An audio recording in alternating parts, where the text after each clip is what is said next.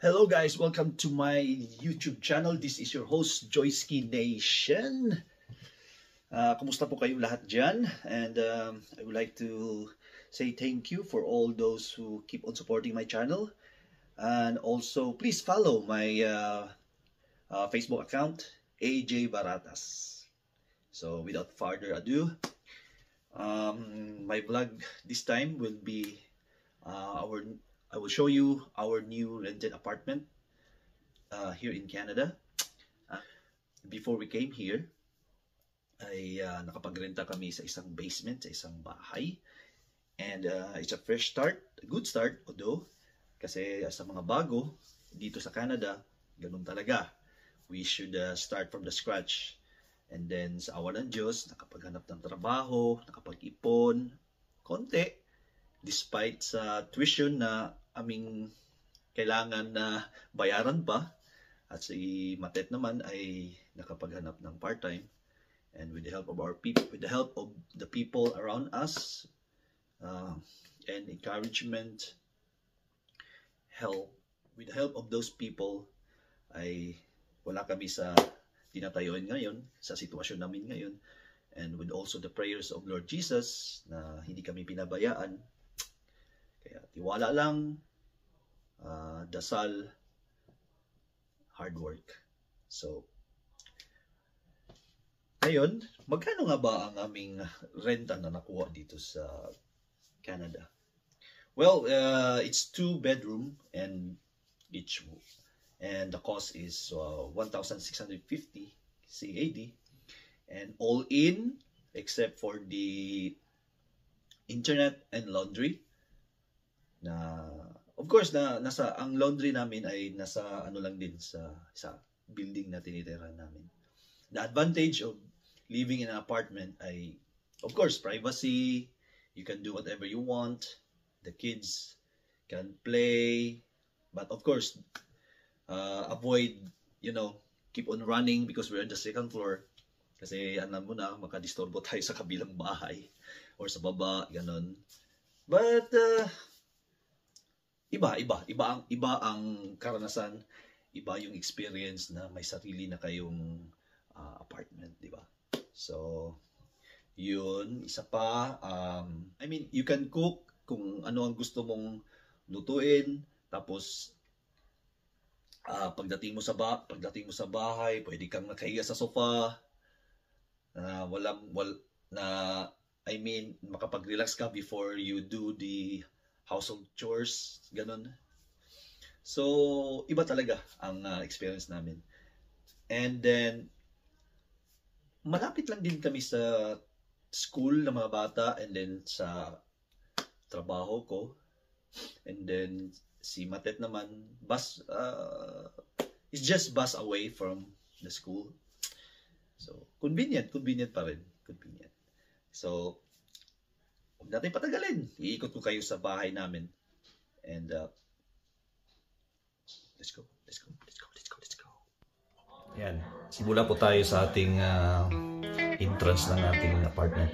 So, pagpasok mo, sa kaliwa, ito, may storage dyan.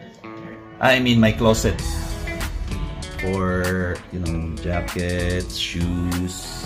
Yan. Yan, may shoes dyan. Okay. And then, sa kaliwa, ayun, ang aming konting kitchen, which is okay naman siya. At saka yung fridge, tapos yung lutuan, yan, ay provided na ng apartment. Tapos, yung microwave na yan, bigay lang yan. Okay, let's go. Dito, naman ang aming konting kwarto. Malaki na konti. Yan, okay. Tapos dito may bintana tayo dito para yung kurtina, yan ang hihita mo sa labas. Puro puti,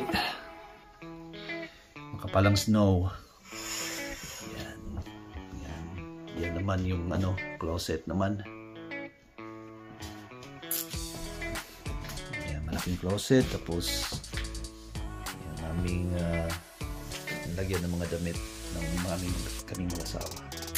Okay, let's go. And then we have the storage here. Oh, I put the light on. Yan, mga extra gamit. Yan. Yan namin nilagay yung mga extra gamit namin. Okay. And then, punta tayo sa banyo. Yan, banyo namin. Okay, yun. Tub siya, tub. Yan, shower. Yeah. Okay. Tapos, kwarto ng mga kiddos. Okay, why you did not tidy up? Oh man, come on. You did not tidy up. Tidy up, okay?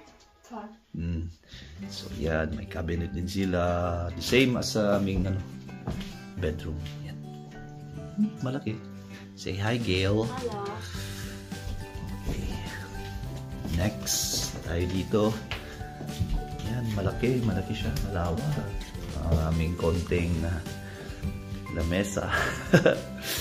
Ayan. O, diba? Maganda pa, no? And si Zuri. Hi! You like our home? You like it? And then, dito yung, sala namin. Yan, sala. May TV. May sorpresa ko mamaya. Ukol sa mga gamit namin. And then, yan, outside, may veranda pa, During summer, pwede tayo mag-standby dyan, kape or banding, okay. Ayan. Okay, may TV. Oh, TV stand. Ayan lang siya. Oh, diba? Guys, everything you see, the sofa, the TV or the TV stand, yung table namin, tsaka yung mga higaan namin, yung microwave, bigay lang close na family na nakatira din dito sa Canada na grabe, very accommodating, very kind, and also very helpful, lalo na sa mga nagsisimula pa lang dito sa Canada. Special mention to sa mag-asawang si May and also to Mike na grabe ang nila sa amin, tulong na nagawa sa amin, and so blessed that we met these wonderful people. Tsaka alam nyo na, very blessed talaga. Grabe si Lord na mag-provide or use some good people para tulungan kayo. Kaya huwag kayong magsawang mag-pray kay Lord. Talagang darating lang yung mga biyaya na yan. And then, yung iba namang gamit na aming napundar or nakuha, just like yung mga patunganan ng laptop, and this one, the side table also, lahat yan ay napulot lang namin sa basura. Basura, totoo. But very useful pa, no? Kaya wag kang mahiya. I mean, magagamit mo pa rin yan no? Kapag nandito ka sa Canada, bawal ang mahiyain dito. Kapalan ng mooks. Syempre wala namang nakakilala sa atin. So, go lang. Ganon. So, yeah. Yun lang po. So, this is the apartment. So, I hope you like my video. Please support my YouTube channel and also my Facebook account. So, sa susunod ulit na vlog natin. And God bless you all. Thank you so much. And basta, tiwala lang. Huwag kayong mawala ng pag-asa. Lalo na sa mga tao or lalo na sa mga tao na gustong pumunta dito sa Canada. Pursue your dreams. Push lang ng push. Because nothing is impossible. God is always there for us. Yeah. Pray and pray. See you guys. Bye-bye! Bye.